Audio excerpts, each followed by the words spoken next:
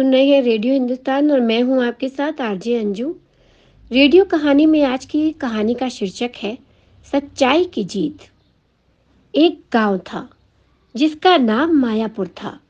गांव की सुंदरता का तो कुछ कहना ही नहीं था, क्योंकि उस गांव के किनारे ही एक विशाल जंगल था और उस जंगल में कई प्रकार के जंगली जानवर, पशु पक्षी रहा करते थे।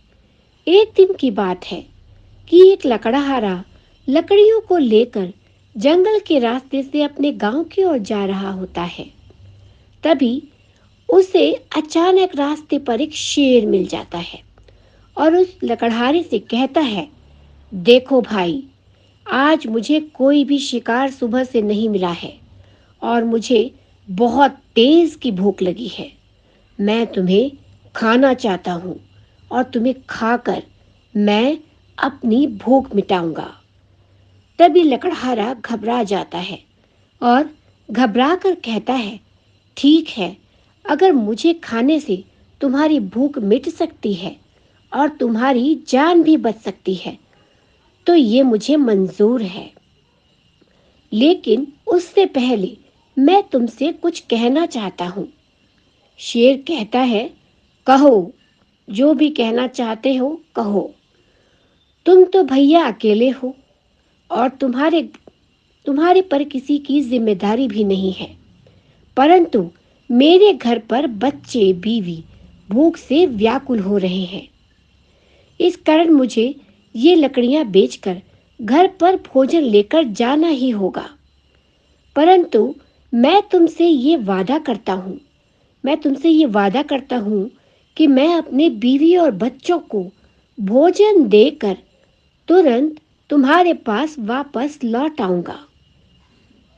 शेर को उस पर शक होता है और वो बड़ी जोर से हंसता है गुर्राकर और कहता है कि तुमने क्या मुझे पागल समझ रखा है? तुम्हें मेरा शिकार बनना ही पड़ेगा और अभी ही बनना होगा।